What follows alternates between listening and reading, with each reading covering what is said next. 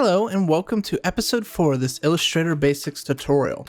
Today we're going to go over coloring in our figures and how to group objects. So let's start with these stars. Let's select this first star right here.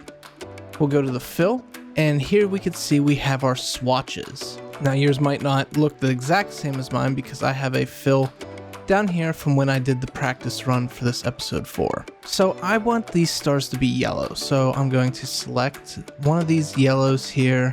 None of them are really to my liking, so what I can do is go into the color mixer or palette here, and you can see I have the RGB colors here. So I can mess with these to fine-tune this yellow to how I like it, or I can go up to this little hamburger menu and go down to HSB, which stands for Hue, Saturation, and Brightness. Now that'll enable me to make it darker, change the hue, which changes the color of it, or I could even lighten it up. So let's go with something like that. Looks like a good lightness. And then we're gonna go ahead and turn that stroke off. Perfect. Now we can go in, select this star, go to the fill, and you can see it saves right here the last color we were working on, so we can click that, and then go to stroke, get rid of that stroke again. Now we could do that for each individual star, or we could select the star, press I for the eyedropper tool, and just click on the star we already did. Now press V to go back to the selection tool, and as you see, it not only copied the color, but it also got rid of the stroke. Now we could do that individually for each star, or we could select them all by clicking and dragging, or holding shift and clicking each one individually. Hitting that eyedropper tool again, clicking on there. Now let's go back, press V to go back to the select tool. And you can see it changed the color, the fill color, and the stroke of all those stars. Now let's say we want to manipulate all of these stars together from now on. We don't want them to be separate. So we could click and drag and highlight them all, or hold shift and individually click each one. And you can go up to Object, Group, or press Ctrl G. And now that groups all these stars together. So if you just select one, it selects them all, and you can move them around like that. Now you may group items together and eventually decide, oh, I want to move this specific star, but I don't want to move everything else. So what you can do is select them again and go up to Object, Ungroup, or Shift Ctrl G, deselect them by clicking somewhere else, then selecting that one star, and just moving it around. Alright, now let's go ahead and color in our moon. So let's select that. We're going to use the same fill that we used for the stars, but we're going to go ahead and lighten it up by desaturating it just a hair, maybe a little bit more. I just want a hint of yellow for the moon. And then we'll get rid of the moon stroke. Now I'm going to hold shift and click all these little circles. Get rid of their stroke. Use the same fill we did for the moon, but I'm going to darken it up. So I'm just going to use the brightness and go ahead and darken it to about there. So let's see how that looks. That's a little too dark.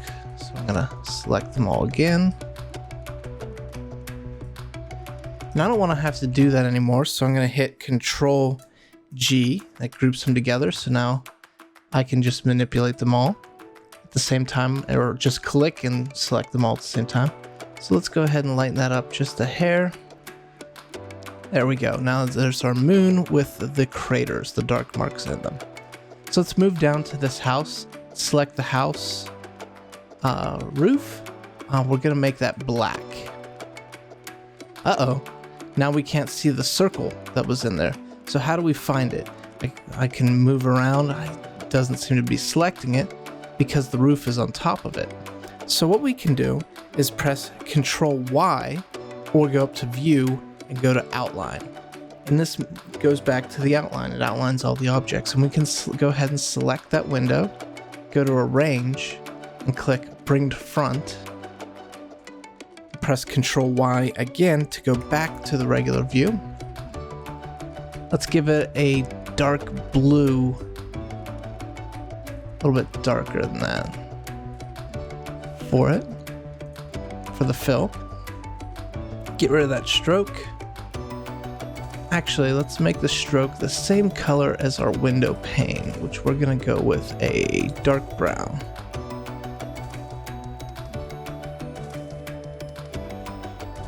Okay.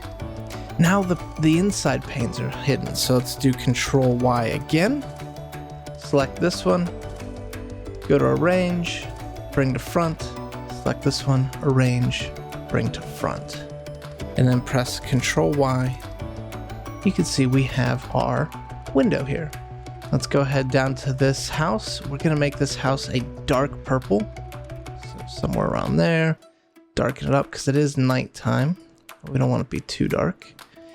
And we're gonna go ahead and select each window by holding Shift and going over and selecting it. So there we go. I had a problem selecting that one. Press the eyedropper tool, I. Go up here and click this window.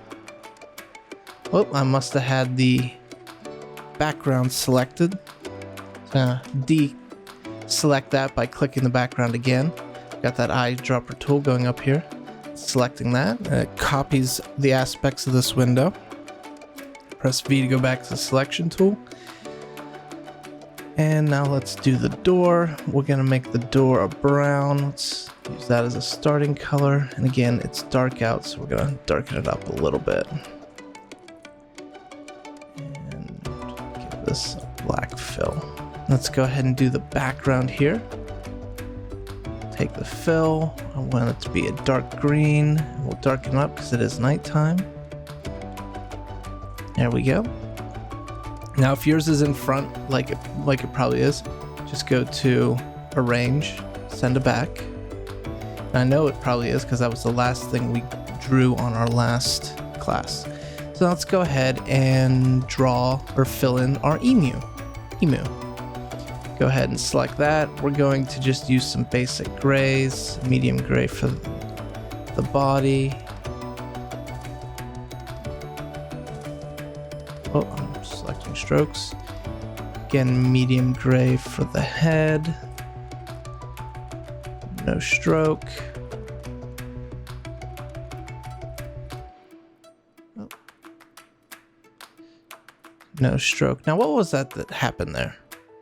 Well, I went into an isolation mode because I accidentally double-clicked the emu's body.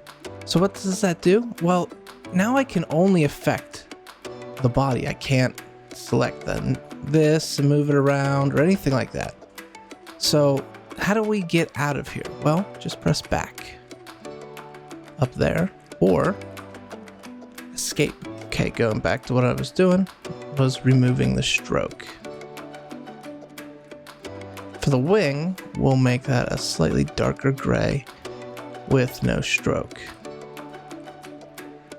There we go, there's the emu. Now, let's go ahead and draw another big rectangle.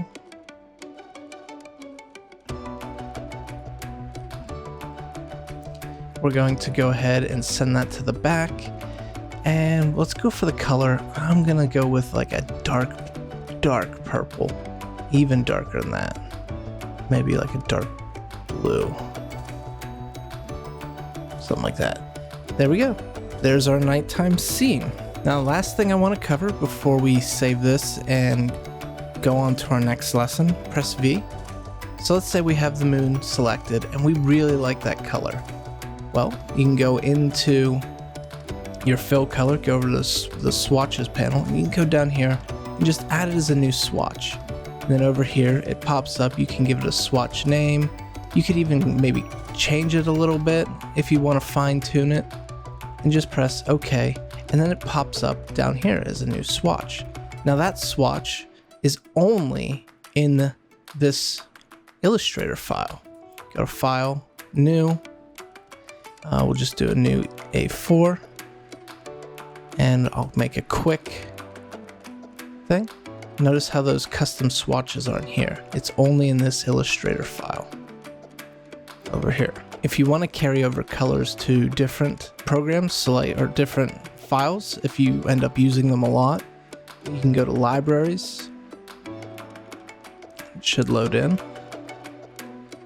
any day now. And go down here to add element and then add fill color. And once you do that, it'll add that fill color in here. But I don't want that, so delete it.